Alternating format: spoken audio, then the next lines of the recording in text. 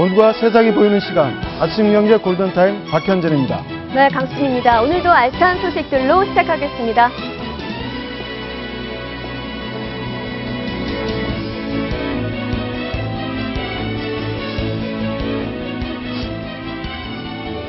네, 오늘의 골든타임 주요 뉴스부터 시작하겠습니다. 새정치민주연합 문재인 신임 당대표가 현충원 참배로 당대표로서의 첫 일정을 시작했습니다. 문 대표는 조금 뒤 이승만, 박정희 전 대통령 묘소를 참배하고 통합의 메시지를 전할 것으로 알려졌습니다. 네, 봄 이사철을 앞두고 경기도의회가 정부 권고안과 달리 고가주택을 제외한 모든 거래에 고정요율제를 적용하는 안을 상임위에서 통과시켰습니다. 그러자 다른 지자체도 정부안을 외면하는 분위기가 확산되면서 부동산 중개수수료 부담을 줄이겠다는 정부안이 무용지물이 될 위기에 처했습니다.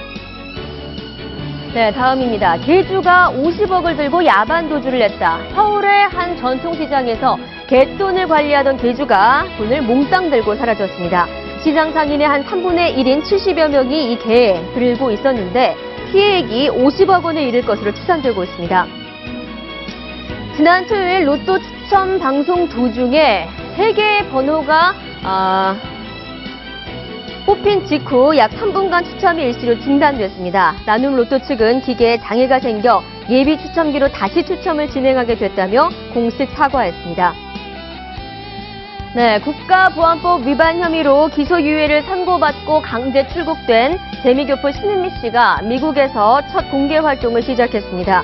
미국의 한 매체는 신 씨가 자신이 다니는 교회에서 자신에게 일어난 일들을 박근혜 정부가 위기를 탈출하기 위한 마녀 사냥이었다라는 내용의 강연을 했다고 밝혔습니다. 네, 봄철 이사철을 맞았는데 고정복비 문제로 지금 부동산이 시끄럽습니다. 이 문제부터 짚어보죠. 오늘 박상원 공간과 미디어 소장, 이양수 정치평론가로 정철생 경제 칼럼니스트, 김태현 변호사 네 분과 함께합니다.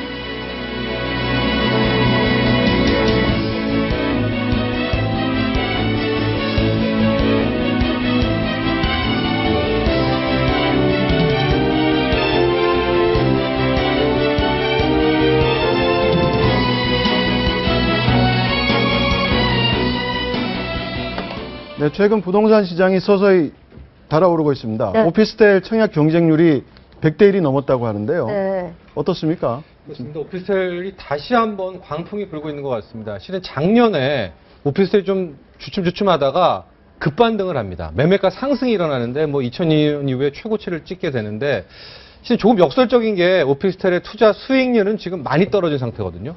5%대, 연 5% 네. 초반까지 떨어졌는데 왜 이렇게 오피스텔에 몰리나 봤더니 지금 정기예금 넣어봤자 손해 주는 게 거의 1% 금리 아닙니까? 그렇죠. 몇 그러니까 퍼센트나 받습니까? 1.8% 실질 금리는 받을 겁니다. 네. 2% 찍는다고 하더라도요.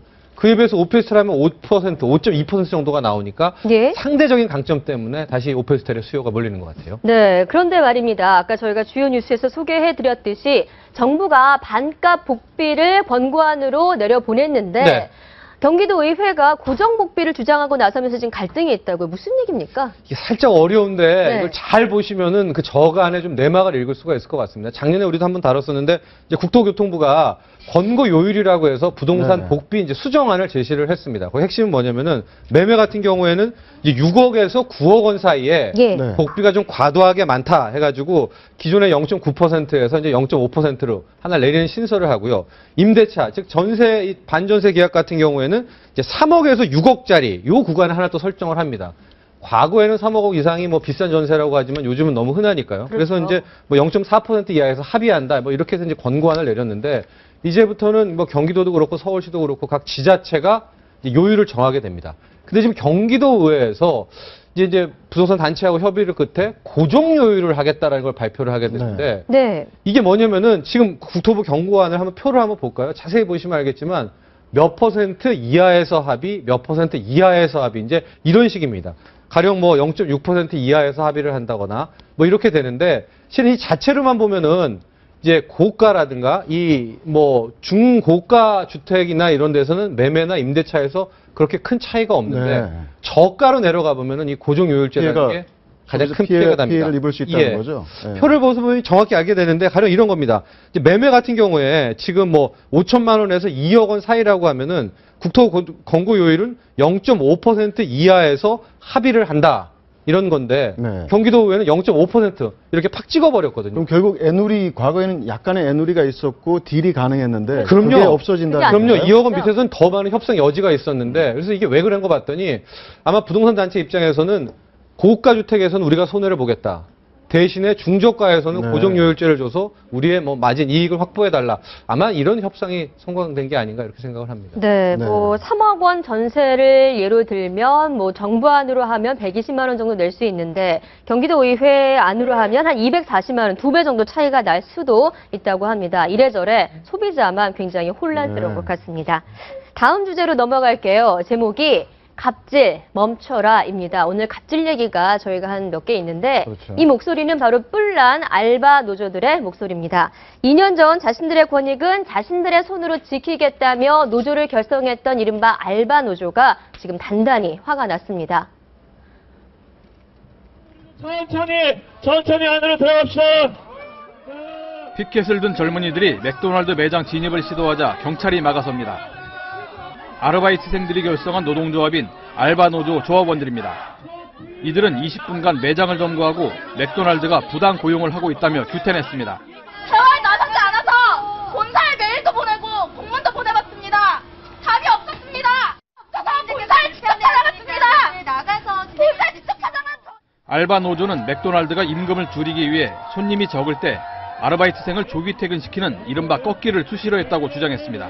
일을 하면서 일 중간에 이제 손님이 없거나 이러면 이제 일하다가 중간에 가는 거예요. 일하기 1시간, 한 40분? 2시간 전쯤에 이제 연락이 오더라고요. 오늘은 매장 나오지 말라고. 맥도날드 측은 고용노동부가 여러 번 현장 감독을 했지만 꺾기 근무로 적발된 적이 없다고 반박했습니다.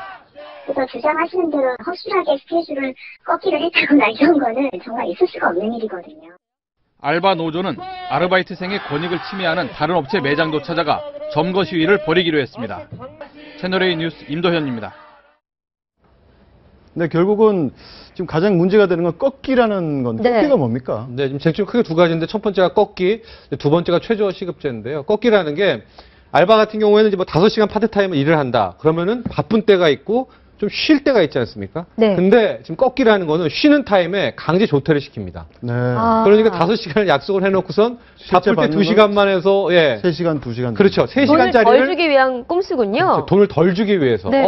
이러니까 근데 알바생들 입장에서는 5시간이고 열심히 일했고 또 뭐 쉬는 타임도 있어야 되는데 네. 강제 조퇴를 시켜버리니까 이게 굉장히 억울한 거고 또 하나는 지금 이제 최저시급제가 5,580원을 실은 맥도날드에서 지급을 했는데 이게 너무 적다는 겁니다. 지금 요번 알바 노조의 주장은 자신들의 일에 비해서 이제 굉장히 상대적으로 적은 임금이다. 아마 두 가지 쟁점을 가지고 지금 시위를 하고 있는데 오늘 그 맥도날드 측에서는 아직까지 자체적 조사 결과 꺾기는 없었다. 여기까지 이제 보도를 했습니다. 발표. 네, 알바 노조에서 이렇게 아마 집단 행동을 나선 게 이번이 처음이지 않을까 싶은데요. 그런데 이 시위를 한 시간이 주말 저녁에 사람이 가장 많을 시간에 점거 시위를 했단 말입니다. 오히려 업주 측으로부터 소송을 당할 가능성이 좀 있지 않을까요? 가능성 있죠. 그게 좀 우려되는 상황이고 맥도날드 측에서 일단은 두고 보되 만약에 시위가 계속되면 뭐 형사고소나 민사상 손해배상 책임도 묻겠다는 입장 네. 같아요. 왜냐하면 저게 사실은 가장 번화한 시간에 가장 손님이 많은 시간에 저 앞에서 시위하고 있으면 맥도날드 매장 입장에서는 엄청난 업무 방해거든요. 네. 예. 그러니까 위력에는 업무 방해이기 때문에 아마 그쪽으로 맥도날드 쪽에서 진행할 것 같고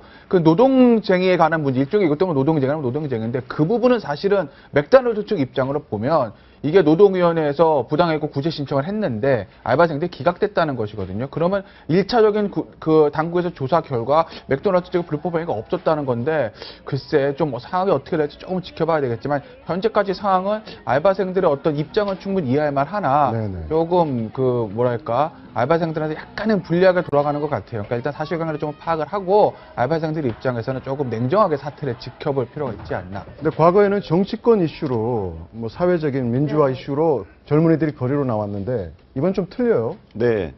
지금 이제 시급 1만 원을 주장하고 있어요. 네. 근데 지금 사실 지금은 절반 정도밖에 안 되거든요. 네. 근데 시급 1만 원으로 했을 경우에 과연 맥도날드라든가 이런 프랜차이즈점들이 과연 어떤 그 알바생들 쓸 수 있느냐.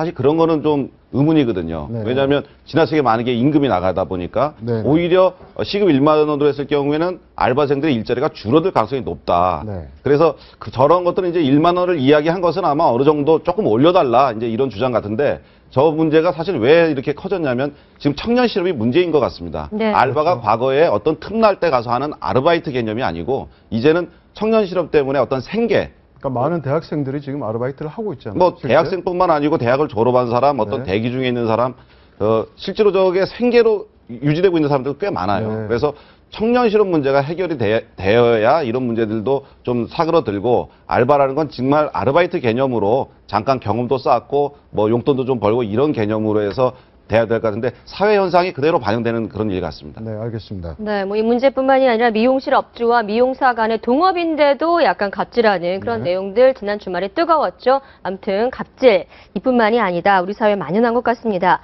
자, 다음 소식으로 좀 넘어가 보시겠습니다. 제목은 지금 개주의 야반 도주입니다. 시장에서 전통시장에서 개주가 돈을 들고 이른바 야반 도주를 했는데 그 금액이 무려 50억 원에 달합니다. 피해자들 목소리 한번 먼저 들어보실까요? 30여 년 동안 평온하게 지내온 서울 강서구의 한 재래시장이 최근 날벼락을 맞았습니다. 10년 넘게 닭집을 운영하며 갯돈을 관리하던 개주 40살 여성 이모 씨가 돈을 들고 갑자기 사라진 겁니다. 2,500짜리면은 매달 25만 원씩 이자가 붙는 거예요. 그 은행 금리보다 훨씬 되지 않습니까? 그 맛을 누는 거지. 언니 잠깐만 쓸고 빌려주겠다. 1,000만 원어치. 저희 가게도 몇 번씩 와서 팔아주기도 하고 참 젊은 사람이 열심히 사는 것 같이 느껴졌어요. 피해자들의 고소장을 접수한 경찰은 본격적인 수사에 나서기로 했습니다. 한국 사회에서 개가 아주 독특한 네. 형태의 네. 금융행위인데요. 네. 굉장히 많은 개들이 있죠. 어떤 게 학연하고 뭐 인맥과 많이 얽혀서 그런 건가요? 그렇죠. 동업자들끼리도 많이 하고요. 최근에 강남에 이제 귀족개, 네. 강남 귀족개 사태도 한번 있었었고, 뭐 금액별로도 이제 차이도 나고 여러 가지 이제 유형들이 있는데 최근에 가장 유행하는 게 이제 낙찰개라고 이제 일본에서 도입된 아마 낙찰개 방식이 가장 많이 보편화되어 있는 것 같습니다. 그러니까 네. 개도 여러 종류가 있나 보죠. 아, 지금 나오고 있네요. 그렇죠. 네. 이제 설명을 좀 해주세요. 이제 기본적인 게 이제 번호개라고 그래가지고요. 이제 쭉 뭐 10명이 있으면은 1번이 먼저 받으면은 2번이 받을 때부터 이제 1번이 먼저 받은 대가로 한 은행금리 정도 이자만큼을 더 갯돈을 부으면서 가는 게 이제 기본적인 번호개인데 낙찰개라는 거는 그게 너무나 복잡하다 그래서 이제 1번 방식은 일단 10명이 모였다 그러면은 가장 나는 돈 적게 받을래. 그러니까 원래 10명이 만약 10만 원씩 낸다고 하면은 100만 원 아닙니까? 네. 나는 100만 원을 안 받고 한 50만 원, 60만 원만 받을게. 그럼 이제 40만 원의 차액이 있지 않습니까? 네. 그러면은 가장 늦게 받는 사람이 그 차액을 돌려받는 네. 가장 먼저 받는 대가로 자기가 희생을 좀 감안하는 급전이 필요할 때 큰 돈의 이 합은 정확히 이게 하나에 이제 네. 빠져나가지 않게 정해지는 저 낙찰개 방식이 요즘 가장 많이 낙찰개가 가장 위험한가요? 낙찰가 제일 위험하죠. 아무래도 이제 금액 자체도 틀리고 금액 자체가 크거든요. 그다음 네. 이자도 틀리고 불입 금액도 틀리기 때문에 제일 어렵고 시장에서 제일 많이 하는 거는 번호개를 많이 하죠. 네, 물론 우리 어느 정도 어머니들 하는 거는 안전하고. 예, 우리 어머니들 하는 거는 번호개보다 더 사실 위험도 약간 침복개라고 어머니들 하시는 개들은 보면 사실은 뭐 앞번에 탄다고 해서 이자 소득에도 틀려주고 이런 것들은 없잖아요. 네. 그냥 친구들끼리 한 달에 한 번씩 모여서 밥 먹고 뭐 1년에 한 번씩 타자 뭐 이런 식으로 침복개들 많이 하는데 문제는 저 시장에 있던 개는 지금 보니까 낙찰개는 아닌 것 같고 번호개인 것 같아요. 근데 어찌됐건 간에 시장 주민들, 상인들이 전부 다 관여가 돼 있는 것이고 그러니까 금액 자체가 총액가 50억이라는 거거든요. 이게 엄청난 사실 네. 큰 범죄가 돼버린 거죠. 액수가 워낙 크다 보니까. 예, 이게 이제 둘의 향약개가 우리나라 고유의 어떤 서로 돕는 부조 문화였잖아요. 품앗이 문화. 예, 예. 그래서 작은 사회. 사실 예전에는 뭐 돈 띄워먹고 도망간다는 거 상상할 수가 없었잖아요. 그렇죠. 그 마을에서 계속 살아야 되니까. 서로 얼굴을 봐야 되니까. 네, 그러니까 이런 것들이 서로 도와주면 또 도움을 받고 이런 식으로 이게 유지가 됐었는데 요즘은 이제 사회가 커지고 그리고 이제 돈이 좀 이렇게 좀 세상의 중심이 되는 그런 사회가 돼버려가지고 이걸 그냥 띄워먹고 가는 경우가 많아요. 근데 지금 네. 띄워먹고 가는 경우가 개주만 가는 게 아니고 먼저 타먹은 사람이 능력이 안 돼서 돈을 못 부으면 그만큼을 또 개주가 물어내야 되거든요. 그래서 좀 상당히 위험한 거래다. 이게 예전에 70년대, 80년대 없을 때 자식 등록금이 없을 때 어머니들이 급전이 필요해서 낙찰개를 은행에서는 또 대출 안 해주니까 해가지고 낙찰계 받아갖고 아이들 네. 등록금했던 그런 시기가 있었는데 이제는 좀 시장이나 이런 데서 가깝게 지내긴 하더라도 저런 위험성이 상존하기 때문에 이제는 좀 개는 좀 자제하시는 게 어떤가 싶습니다. 이 사고가 좀 자주 일어날 수밖에 없는 게 뭐 정실준 평론가 계시지만 워낙 저금리잖아요 지금. 그렇죠. 네. 시장 상인들이 겁전이 필요한 것도 있지만 뭐 은행 넣어보 뭐 이자가 거의 없으니까 저 유혹이 클 수밖에 없겠죠. 근데 50억 정도라면 아마 강서의 저 시장이 피폭당한 수준에 그렇죠. 예. 그렇죠. 전 그 조그마한 가게들이 네. 피해를 입었을 것 같은데 저런 사고가 계속 그 좀 일어날 가능성이 좀 크다 이렇게 봅니다. 워낙 금리가 예. 낮기 때문에. 박수님 정확하게 지적하셨는데 지금 이율이 한 연 12% 정도 되거든요. 지금 저게 12%요? 그렇죠. 2,500원에 맞아 넣어서 2,500원 매달 원에서 25만 25만 원씩이라고 원. 네. 하니까 거의 지금 다섯 그런 배. 수익률을 낼 수가 없습니다. 그러니까 개주 입장에서는 아마 버티다가 너무 과도하게 저런 약속을 하지 않았나 이런 걱정도 됩니다. 네, 네. 잘 알겠습니다. 저금리다 보니까 또 이렇게 개도 들고 또 많이 사는 게 로또죠. 로또이지 않습니까? 그런데 지난주에 로또 당첨 방송에서 좀 사고가 났다고 합니다. 어떻게 된 일이죠, 정평론가님? 가장 많이 난 로또 사고가 기계 네. 사고입니다. 이제 세계 이게 뭐죠? 그 볼이 나왔다가 네. 멈춰버리는 거예요. 개폐 창구가 안 돼가지고. 그래서 토요일에 아마 여러분들 보신 분들 알겠지만은 또 다른 예비 기계를 멈춘 다음에 돌려가지고 세 개는 기존 기계의 번호, 그다음에 네. 나머지 이제 네 번째부터는 이제 두 번 예비 추첨기의 이제 번호를 통해 가지고 하게 됐는데 이런 거 한번 일어나게 되면은 정말 많은 음모론부터 해가지고 여러 가지 이야기들이 쏟아지게 됩니다. 네. 네. 근데 꼭 연 한 번씩은 일어나는 것 같아요. 이런 추첨 사고가. 근데 저기 굉장히 또 폭발적인 이슈인 게 만약에 네. 저 사고가 났던 네. 볼 번호가 뭐냐에 따라서 네. 뭐 엄청나게 갈릴 수가 그 있지 않습니까? 번호를 결과가. 썼던 사람들이. 예. 그렇죠? 혹시 문제 제기를 할 수도 있는 거 아니에요? 네. 근데 그게 문제제기가 쉽지 않은 게 예를 들어서 사고가 났던 번호가 1번이에요. 근데 그게 보였어요, 텔레비전에. 네. 근데 이거 사고가 났으니까 잘못하고 다시 뽑을게요 해서 4번 나왔다. 그러면 그 중간에 1번 낀 분들 난리가 나죠. 그건 뭐 난리가 진짜 나죠. 전멸전할 수밖에 네. 없는 건데 이게 네. 그게 아니기 한둘이겠습니까? 때문에 폭등나죠. 그게 네. 아니기 때문에 그게 뭐냐? 그것 때문에 내가 손해를 봤다라고 사실은 그걸 주장을 할 수가 없는 상황이거든요. 그러니까 저 방송국과 나눔 로또 측은 불행 중 다행이 된 것이죠. 옛날에 어떤 일이 있었는가 하면 주택복권 기억하십니까? 준비하시고 소수에서 화를 네. 쏘았지 않습니까? 예, 기억납니다. 제 아는 지인이 특정 연예인 가수분이 나오는 그 번호만 틀리고 딴 건 맞았기 때문에 네. TV에 그분만 나오면 채널을 돌리는 뭐 이런 낭만적인 시대도 있었습니다.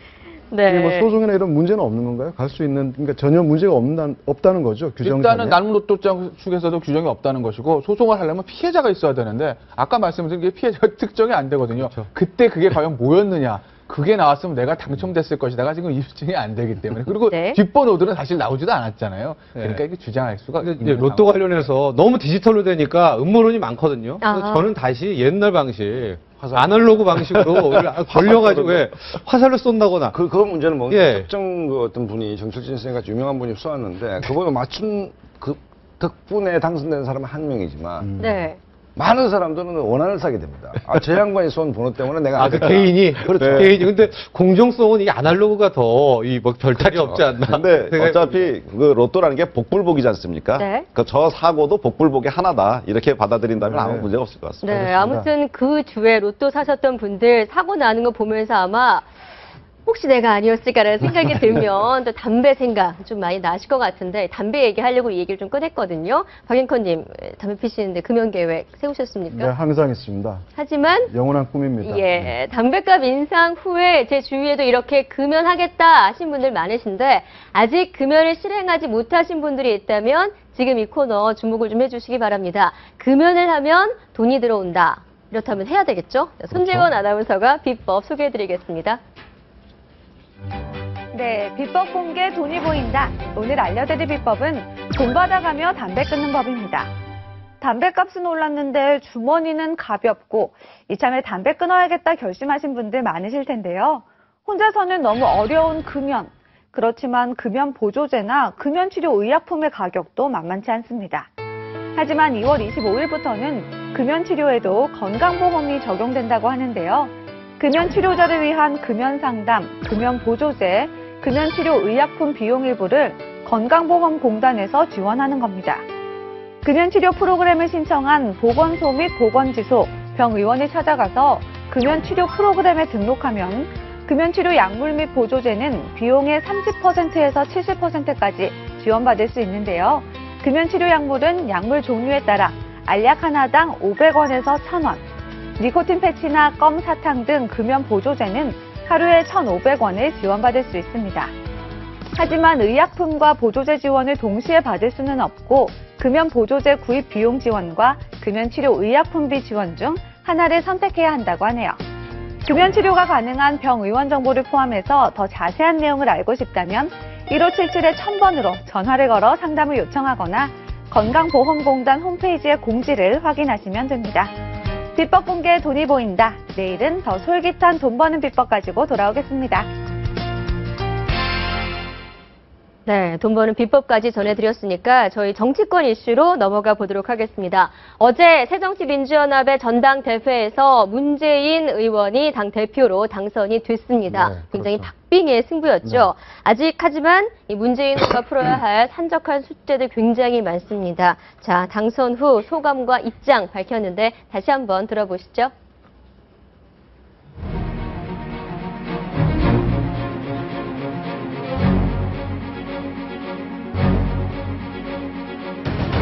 민주주의와 서민경제 계속 파탄낸다면 저는 박근혜 정부와 전면전을 시작할 것입니다. 이 순간부터 우리 당은 분열을 벌입니다.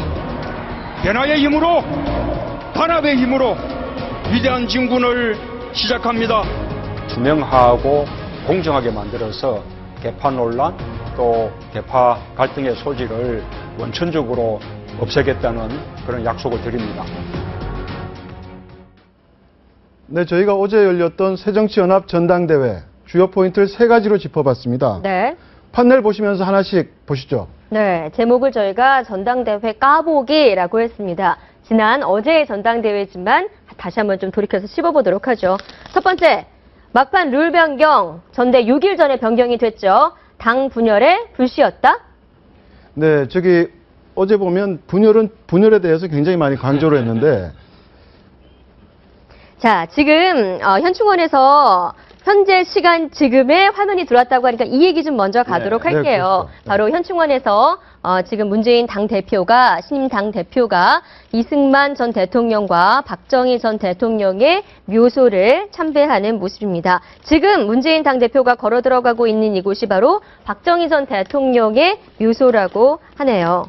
그러니까 야권에서는 처음으로 네. 박정희 묘소를 참배하는 거죠. 문재인 대표가 되고 첫 스텝입니다. 첫 스텝인데 지금 그림 자세히 보시면 굉장히 이상한 장면이 있습니다. 어떤 최고위원들이 다 빠져 있죠 지금. 네. 당 지도부는 그렇군요. 대표 최고위원과 최고위원인데 그렇네요. 최고위원이 없습니다.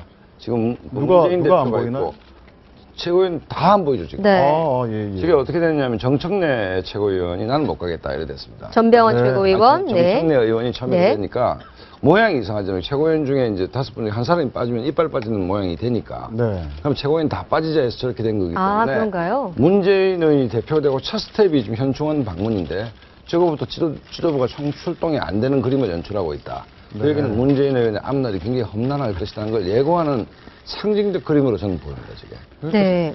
아까 그 CG 보니까 뭐 변화의 힘, 단합된 힘으로 새정치연합을 뭐라고 하시는 것 같은데. 근데 첫 행보가 지금 네. 그걸 보여주지 않고 있는. 변화도 아니고, 단합도 아니고, 가려면 같이 가든지, 아니면 안 가는 게 마치 대표 최고위원 혼자 가가지고, 그 나머지 최고위원들 아무도 없이, 저게 사실 그 새정치연합의 지금 이 스텝이 문재인 의원이 과연 중도 개혁으로 다시 올 것이냐, 아니면 더 진보를 강화할 것이냐에 대해서 아직도 본인 내부적으로 아마 결정이 안 된 것 같고요. 네. 조금 새정치연합의 앞날이 순탄치는 않아 보입니다.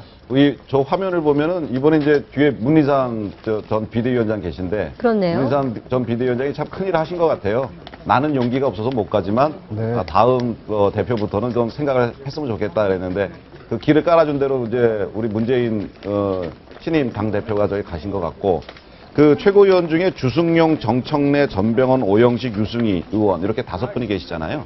그 중에 사실 그 주승용 의원하고 전병헌 의원께서 앞으로 좀 열심히 약간 좀 균형추 역할을 해주셔야 될 것 같아요. 왜냐하면 지금 말씀하셨지만 정청래 의원이나 오영식 의원, 유승희 의원 좀 강성이시거든요. 네. 그래서 지금 우리 문재인 후보가 항상 그 야당은 강성인 사람들이 너무 당을 끌고 갑니다. 네네. 그러면 이제 선명성 때문에 그 어떤 강성 세력들한테 당 지도부가 밀리거든요. 네. 근데 여기에 이제 최고위원 중에 주승용, 전병헌은 아무래도 좀 합리적이고 좀 균형추 하실 만한 분들이니까 그분들이 좀 잘 잡아주셔서 야당이 잘 돼야 여당도 잘 되고 나라가 잘 된다. 이거를 꼭 염두에 주셨으면 합니다. 오늘 아침 광경을 요약을 하면 네. 첫 참배이긴 하지만 절반의 참배. 그렇네. 이렇게 요약할 수 있겠네요.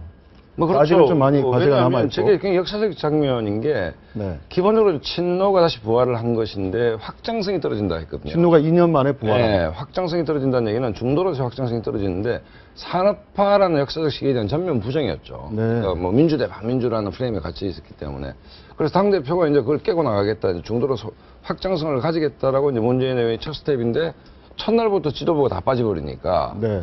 뭐 대표 혼자 덩그러니 간 셈 아닙니까? 네. 그렇기 때문에 모양이 썩 이렇게 좋아 보이지는 않는데 아무튼 뭐 나름 야당 입장에서는 어려운 발걸음을 했다라고 평가해야 될 것 같습니다. 네, 알겠습니다. 그럼 원래 우리가 얘기하기로 했던 주제를 한번 얘기를 해보겠습니다. 네. 막판 룰 변경이 과연 어떤 영향을 미쳤고 어떻습니까? 제 굉장히 기억으로는 박빙의 승부였는데 3.5% 정도 났죠. 네. 3.5% 났는데 물론 뭐 정교하게 계산을 해봐야 됩니다. 룰이 바뀌어서 당락이 뒤집어질 수 있었던가 없었던가는 이제 한번 계산을 해봐야 되지만 어찌됐든 간에 뭐 문재인 의원이 얘기했지만 어떤 전문가들은 내용적 패배다라고 얘기한 게 있고 그다음에 룰을 바꾼 게 이제 시비거리가 되겠죠. 시비거리가 되는 것이 왜냐하면 경기 막판에 경기 중에 룰이 바뀌었습니다. 네. 해결한 경우죠.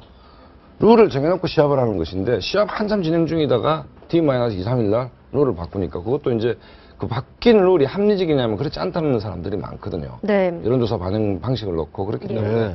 이 문제가 룰뿐만 아니라 어찌됐든 그 굉장히 어떤 분열의 불씨가 살아있는 어제 전대에서 박지원 의원이 재밌는 얘기를 했습니다. 전당대회가 아니고 분당대회인 것 같다. 그러니까 이랬으니까 전당대회를 통해서 보통 당이 다시 통합이 되는데 오히려 분열의 씨를 좀 뿌려놓은 거 아니냐. 이래저래 문재인 의원이 숙제가 많은 어떤 당대표가 되었습니다. 이미 소송을 제기했다는 소식도 나오고 있더라고요. 뭐 그런 소식도 들리고 있는데 오늘 그 박지원 의원이 속내하면 어떤지 모르겠지만 속마음 타들어 갈 거예요.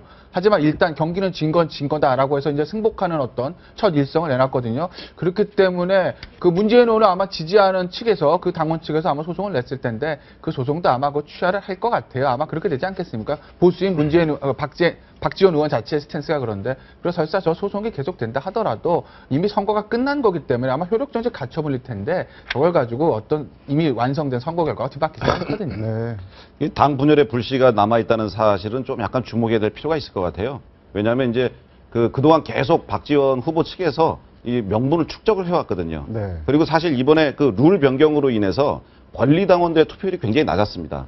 권리당원들이라 그러면은 이제 한 25% 되는 그 상당히 막강한 어떤 숫자인데 가장 많죠. 25만 정도 되는. 그 가장 많은 숫자들 중에 너무 룰 변경으로 이전 투구를 하니까 투표율이 확 낮아져 버린 거예요. 그러니까 즉 책임당원들이. 네, 알겠습니다.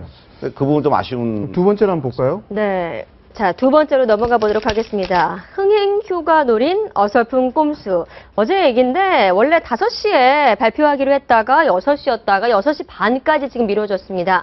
전당대회 자체가 흥행을 잘 못하고 있으니까 이렇게 시간을 계속 늘리면서 뭔가 예고 전략을 쓰면서 좀 흥행을 좀 노려본 거 아니냐, 꼼수 아니냐 이런 얘기 있네요. 근데 전대를 가보면 사실 뭐 몇 시까지 하는데도 그게 잘 안 됩니다. 집계했을 때 또 이 제기가 있고 하기 때문에 뭐 시간을 늘린 게 뭐 흥행 효과를 노렸다라고. 뭐 본인들한테는 결과가 이미 전달이 됐다. 뭐 이런 어제 언론사 얘기가 있더라고요. 기자들이 예. 신기나머지 전당대 위원장한테 이제 굉장히 좀 컴플레인을 많이 한 게 뭐냐면 1, 2, 3, 4를 쭉 불러주면 될 텐데 네. 뭐 권리당원 누가 했든 누가 일일이 투표율을 다 얘기한 거죠. 아니 기자들 빨리 이제 뭐 기자시지만 뭐 본사에서 기다리고 있는데 그걸 일일이 뭐 하니까 시청자분들부터 해서 좀 짜증이 난 측면은 있는데 글쎄 흥행 효과는 이미 뭐 전당대회 과정에서 이미 실패를 한 거기 때문에 네. 자기들끼리 뭐 저질이다 뭐 이렇게 혐오스럽다라는 얘기를 할 정도로 오늘 사실은 뭐 퀄리티로 질로서 보면 굉장히 질 낮은 전당대회였죠. 질 낮은 전당대회였고 애초 발표가 이제 5시였는데 6시, 네. 6시 반으로 이제 미뤄지면서 카메라들을 계속 붙잡는 효과가 있었죠. 그 네. 방송 카메라들을 계속하고 기자들의 관심을 그 현장에 사실은 6시에 한다 그러면 이제 6시에 가서 바로 하면 되는데 그래서 1시간 반에 걸친 어떤 언제 나올까 이제 이러해서 네. 본인 스스로는 이게 이제 전당대회가 좀 흥행에 실패했다. 너무 이전 투구다 그래갖고 흥행에 실패했다 그랬는데 막판에 전당대회 날이라도 좀 한번 흥행을 해보자. 잔치를 열어보자. 이제 그런 생각을 다른 얘기 한번 해보겠습니다. 욕심이 과했던 것 같습니다. 어제 수락연설에서 가장 큰 키워드, 가장 네. 강력한 단어는 결국은 전면전이었는데요. 네, 박근혜 이게 지금 너무 강했다는 의견도 있고 너무 성급했다는 뭐 분석도 있고 적절한 얘기라는 얘기도 있는데 어떻게 보십니까? 근데 이제 야당 대표로에 이제 등극을 한 거죠. 야당의 제1 이제 당원으로 이제 등극을 한 거기 때문에 어떤 정부와 여당의 어떤 선명성을 한번 보여줄 필요는 있기 때문에 제가 보기에는 선언적으로 얘기한 한 것 같고요. 그리고 이제 제가 보기엔 일단 뭐 여당과 전면전, 정부와 전면전 하기가 지금 쉽지 않은 상황이에요. 당 내부부터 지금 추스러서 분당을 일단 막는 게 분당이 돼버리면 당대표의 능력이 굉장히 없는 거죠. 그래서 일단 내부부터 잘 추스려야 될 것 같습니다. 이영수 평론가가 아주 로맨틱하게 평론을 했는데 전면적인 굉장히 계산된 발언일 가능성이 높습니다. 왜냐하면 계산된 발언이다. 제 기억으로 50% 이하의 당대표가 처음입니다. 지금 야당에서. 그러면 굉장히 지도력에 지금 문제가 있는 것이죠. 문제가 있는 것이고 아까 그 룰 변경 문제라든지 당 분열의 문제가 있기 때문에 그러면 통상적으로 정치에서 고전적 수법이 뭔가 하면 상대편을 세게 때리면서 강력한 적을 향해서 굉장히 전면전이라는 이런 형태를 하면서 내부의 갈등을 봉합해 나가는 거죠. 그렇기 때문에 상당히 내부적으로 어수선하기 때문에 내부적인 어떤 결속을 노리는 어떤 그런 정치적으로 계산된 발언이다 이렇게 생각합니다. 네, 잘 알겠습니다. 네, 요즘에 조금 잊혀졌던 이분 얘기를 해볼게요. 강제 출국에 돼서 미국으로 돌아간 재미교포 신은미 씨. 미국에서 공개 활동을 했다고 합니다. 최근에 자신이 다니는 교회에서 강연을 했는데 내용 함께 좀 보실까요? 자, 신은미 씨가 미국 교회에서 강연을 한 내용입니다. 왜 이런 황당한 일들이 일어났나 생각할 때 박근혜 정부가 많은 위기들을 탈출하기 위함이 아닌가 생각한다. 그래서 한 것이 통진당 해산과 이석기 9년형 선고, 신은미 황선의 마녀 사냥이 있었던 것 같다라고 이야기를 했습니다. 어떻게 보십니까? 저거 예상된 행동이죠. 뭐 신은미를 미국에 보낼 때 여기서 뭐 구속 기소하지 않고 미국에 보낼 때는 저거는 아마도 예상을 했던 것이고 신은미가 저렇게 가서 미국 가서 저런 활동까지 우리나라 당국에서 막을 수는 없거든요. 저건 우리가 막 감수해야 될 부분입니다. 다만 하나 아쉬운 건 제가 신은미 사태 처음 터졌을 때 방송에서 뭐라고 그랬냐면 그냥 놔두자. 이걸 만약에 언론에서 계속 보도를 하고 이렇게 하게 되면 오히려 신은미가 원하는 대로 판이 가는 거다. 신은미 괜히 스타로 만들어주는 거, 신은미 괜히 띄워주는 거다. 결과적으로. 그렇게 얘기를 했었는데 그게 사실 조금씩 현실화되는 것 같아서 약간 우려스럽고 신은미와 황선은 사실은 입장이 조금 달라서 우리가 좀 다르게 대처했어야 되는데 괜히 신은미라는 사람은 언론에 너무나 많이 부각이 돼서 본인이 지금 뭐 영웅놀이를 하고 있다고 해야 될까요? 잘못된 저런 방향으로 가고 있는 건데 안타깝지만 저걸 막을 방법은 없을 것 같아요. 일단 뭐 감수해야죠, 저 부분은. 네. 말씀하시죠. 충분히 뭐 김태현 변호사 말씀처럼 뭐 예견된 부분이고 그다음에 저분이 뭐 어떤 얘기까지 할 정도로 우리가 충분히 예상 가능한 거 알겠습니까? 그렇지만 뭐 어떻게 하겠습니까? 미국에서 본인이 활동하는 걸 우리가 어떻게 할 수는 없겠죠. 네, 신 씨가 또 다른 것도 소개를 했는데요.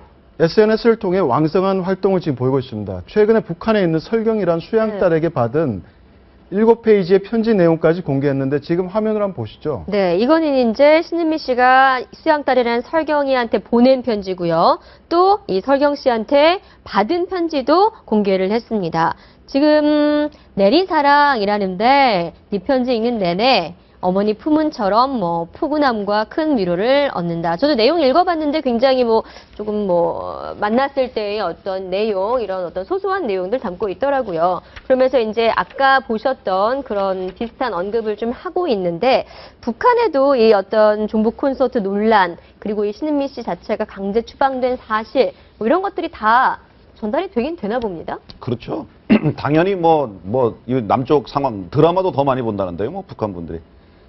당연히 이제 뭐 사정을 잘 알고 있을 것 같고, 그 다음에 이제 지금 저런 편지를 또 신은미 씨한테 보냄으로써 신은미 씨는 또 공개를 하고, 그러니까 이제 북한과 신은미 씨가 아주 뭐 서로 잘 짜여진 각본에 의해서 저렇게 하고 있는 것 같고요. 뭐 홍보용으로 선전용으로 얼마든지 사용할 수 있도록 하고 있는 것 같고.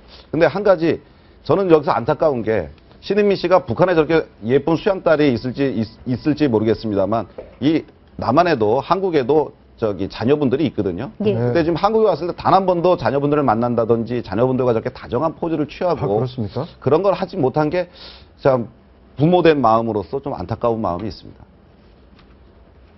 네, 땅콩 해양으로 논란을 일으켰던 조현아 전 대한항공 부사장이 구치소 안에서도 갑질 논란에 휩싸였다는데 어떤 내용입니까?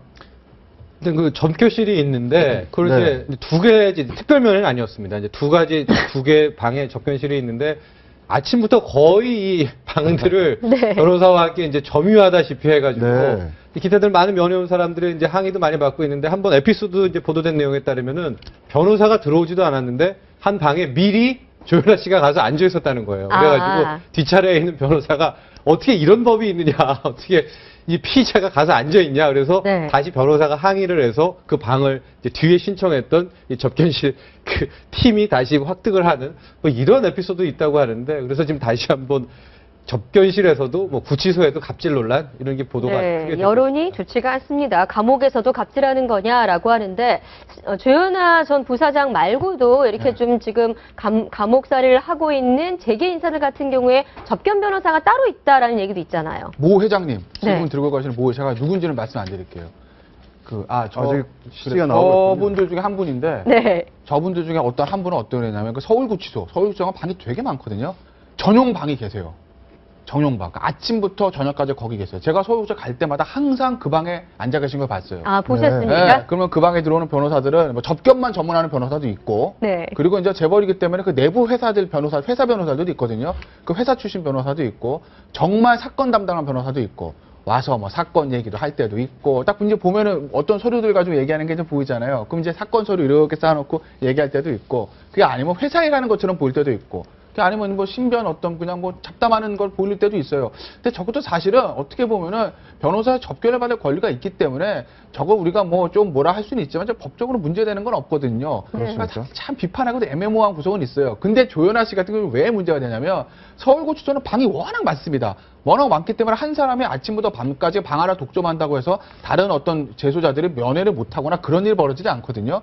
근데 이제 조현아 씨간의 남부구치소는 여자용 방이 딱 2개밖에 없어요. 그런데 하나를 조현아 씨가 차고 앉아 있으니까 나머지 여성 피의자들이 접견을 못하니까 문제가 되는 거고, 하여튼 이래저래 조현아 씨가 참 어떻게 보면 트러블 메이커라고 그랬죠. 아니 그 내부에서 그걸 되나요? 개설해 달라는 요구가 분명히 있을 것 같은데 구치소예요? 여성 수감자들 사이에서 네. 이런 관행을 좀 개선해 달라. 그러니까 지금 갑질이라고 저렇게 얘기가 나오는 거고요. 그다음에 이제 대기업 회장회 같은 경우에는 이제 그 감옥에 있을 경우에 이제 특별면회나 이런 게 이제 회사 일로 결재를 받거나 상의하러 많이 들어오죠. 그렇죠. 근데 조현아 부사장은 사실 그런 CEO 위치에 있는 사람은 아니거든요. 이미 모든 다 사퇴를 했기 때문에.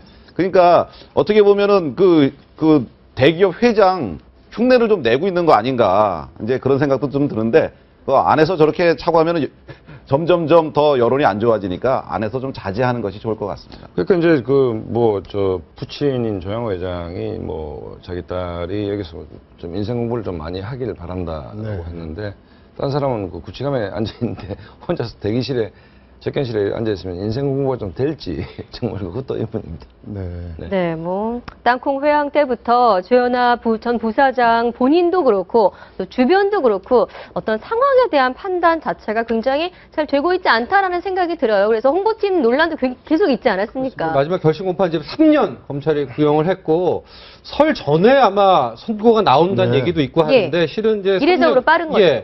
하고 이제 그 판사 얘기도 하고 이제 조양호 회장도 불러내고 그런 것이 실은 역으로 해석을 하면은 조현아 씨를 많이 도와준 행태였다. 이런 식으로까지 판을 키워놓고 하면 그나마 집행유예였을 때 여론도 그나마 수긍할 수 있지 않을까라고 했는데 점점 지금 갑질론과 턱 꿰고 있고 박창진 사무장의 진술들 나오면서 여기서 징역 3년 집행유예 5년이 나올 경우에 설 전에 과연 설 연휴에 온 가족들이 모여가지고 또 이번 만약 1심 판결을 어떻게 받아들여야 될지 또 다른 논란이 있을 것 같습니다. 일반 시청자들은 접견실이 어떤 구조고 어떻게 생긴 저도 좀 궁금한데 어떻습니까? 거기서 하루 종일 있으면 괜찮은 공간인가요? 우리 이제 영화에서 보면은 영화 보면 저기 나오네요. 예, 지금 통로 나오죠. 그러니까 저거는 남부구치소 변호사 접견실인 거고, 그러니까 일반 접견 같은 게 어떻게 되냐면 우리 영화 보시면 이렇게 안에 딱 마주 앉아가지고 이렇게 구멍이 뚫려 있잖아요. 거기다 대고 손 이렇게 대고 얘기하고 이렇게 하는데 그건 일반 접견입니다. 그건 교도관이 지켜보고 있고 녹음도 다 돼요. 그러니까 일반인들이 가서 하는 거. 변호사가 하는 접견 같은 경우에는요 시간 제한이 없습니다. 그러니까 아침부터 밤까지 제가 예를 들어 조현아 변호사라고 하면 아침 9시에 들어가가지고 6시까지 있을 수가 있어요. 거기서 사건 얘기도 하고 영화 얘기도 하고 온갖 얘기 다 할 수 있죠. 오픈된 방이죠. 오픈된 방이죠. 그러니까 볼 수는 있지만 들을 수는 없는 거예요. 그러니까 변호사랑 무슨 얘기를 하냐. 왜냐하면 그걸 들으면은 변호인 어떤 접견을 받을 권리를 그 접견 고통과 침해하기 때문에 들을 수는 없지만 그러니까 녹음은 안 되는 거죠. 볼 수는 있습니다. 볼 수 있는 이유는 만약에 안 보고 그냥 밀실에 갖다 두면 변호사청에서 뭐 담배도 줄 수도 있고 온갖 뭐 부정한 어떤 물건들 주고받을 수 있기 때문에 볼 수는 있고 들을 수는 없는 게 변호사 접견의 현실인 것이죠. 네. 제가 얼핏 듣기에는 어떤 재벌회장은 변호사를 통해서 맛있는 걸 싸우라 한다는 사람도 제가 얼핏 들은 적은 있는데 그것도 가능합니까? 접견실에서 먹습니까? 얼마 전에 서울구치소에 어떤 무슨 일이 있어 작년인가요? 그래서 서초동에 가면 이제 뭐 변호사들마다 하는 일이 틀리니까 접견만 전문으로 다시는 분이 몇 분 꽤 많이 계시는데 그분 중에 한 분이 뭐 이제 물건을 전해주다가 서울구치소에서 발각이 돼가지고 지금 제재를 먹은 당하신 적이 있어요. 네. 그 정도로 변호사한테들도 그런 일들을 시키는 경우들이 있고 제 기억에 3년인가 4년 전에 아마 전주 쪽에서 있었던 것 같은데 변호사 통해 가지고 뭐 휴대폰 그 조폭 두목이 반입하고 뭐 담배 반입하고 하다가 아마 그때 적발돼 가지고 굉장히 대대적으로 크게 아마 보도가 된 적이 있거든요. 네. 사실은 뭐 워낙 또 사람 사는 곳이니까 저기도 온갖 꼼수와 갑질과 뭐 갑불관계 온갖 건들이 나타나는 거죠. 네, 근데 재벌회장뿐만 그런 게 아니라 정치인들도 정치인들 유명한 정치인들 같은 경우에도 아침부터 밤까지 나와 계시는 분들이 있고 또 정치인들 같은 경우도 자기들 선호하는 방이 있어요. 그러니까 그 방을 야 나는 1번 방만 쓸 거야. 구치소 야 1번만 빼놔. 이게 아니라 워낙 아침에 일찍 나오고 변호사들 아침부터 대기하고 있으니까 항상 선착순을 하면은 본인이 그 방 갈 수밖에 없는 거예요. 아침부터 밤까지. 그런가 하면 박창진 사무장이 또 병가를 냈다 그러지 않습니까? 네. 무리한 스케줄 때문이다. 뭐 이런 얘기들 첫 번째 병가 냈을 때도 나왔는데. 네, 어제 다시 속보로 또 전해졌었죠. 병가를 냈고 대한항공이 뭐 아마 그 진단서를 보고 확인을 해서 바로 병가를 내줬던 것 같은데 진술은 좀 엇갈립니다. 박창진 사무장은 18년 근무 만에 가장 지옥 같은 스케줄이다라는 얘기를 했고 대한항공 측은 컴퓨터 돌렸다. 정확한 배치였다라고 얘기를 하는데 예.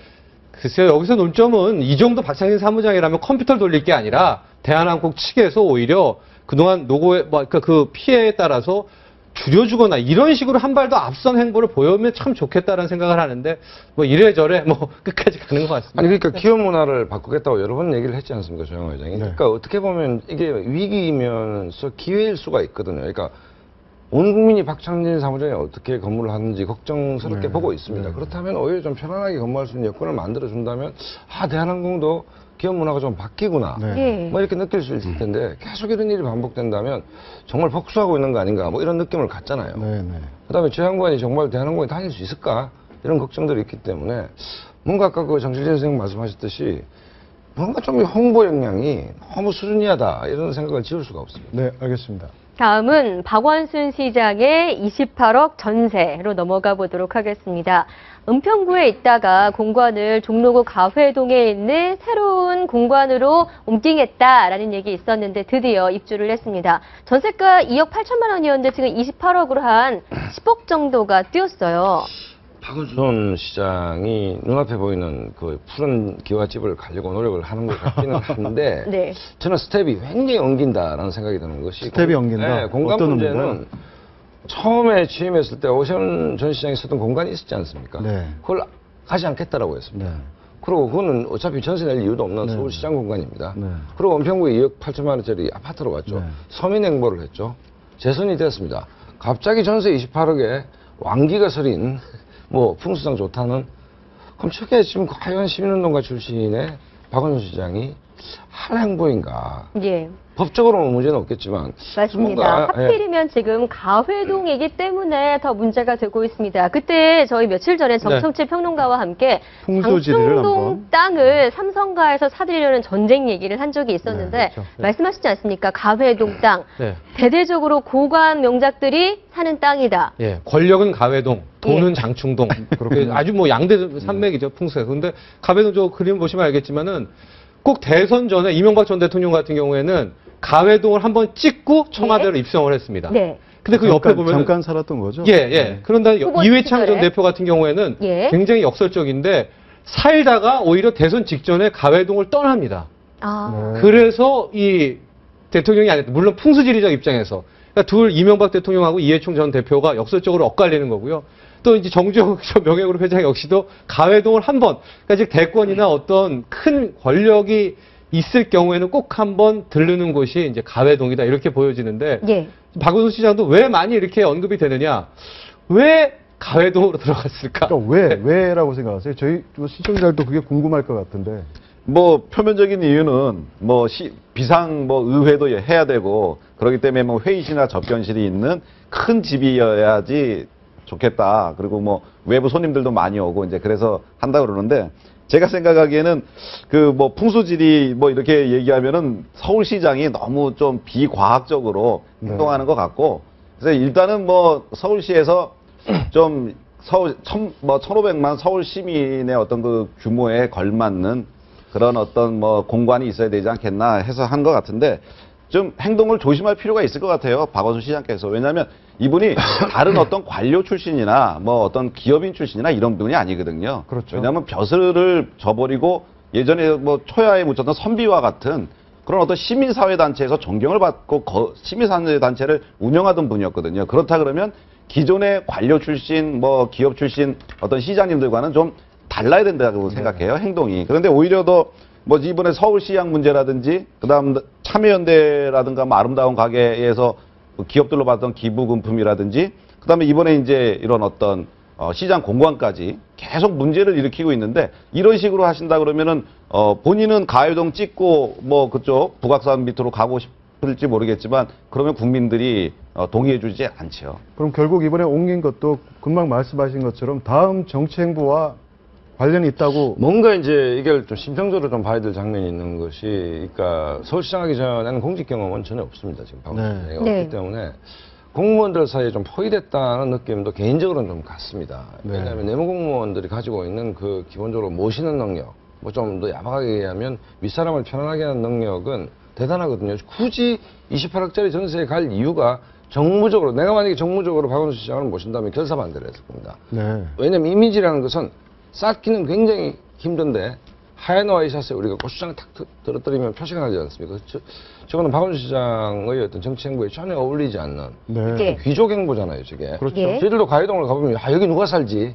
로망 아닙니까, 사실은? 그렇죠. 서민들은 너무 아득한 곳인데 지금 사시는 분도 뭐 김성현, 정주영 회장 뭐 이렇게 되는 것이니까 저는 뭐 박원순 시장이 도대체 어떤 전체적인 종합적인 정무적 판단 능력에서 굉장히 어떤 에러가 나 있다 지금. 그런 느낌도 좀 확실히 같습니다. 제가 개인적으로 하나만 좀 정리를 하고 싶으면요. 비용적으로는요. 이게 정말 뭐 절약적 행보입니다. 그러니까 전세 28억이기 때문에 돌려받을 수도 있고 뭐 월 이자 부담으로 따지면 한 1,000만 원 정도의 이제 비용이 나가기 때문에 아마 이제 친 박원순 시장 쪽에서도 이렇게 비용을 절약하는 행보를 가지고 왜 비난을 하냐 하지만 제가 좀 포인트를 맞추고 싶은 거는 처음에 은평구 뉴타운 들어갈 때 2억 8천짜리 들어갈 때 이 서민과 뜻을 함께 하겠다. 아마 서민시장이다 이러면서 온갖 칭찬과 칭송을 다 받았었거든요.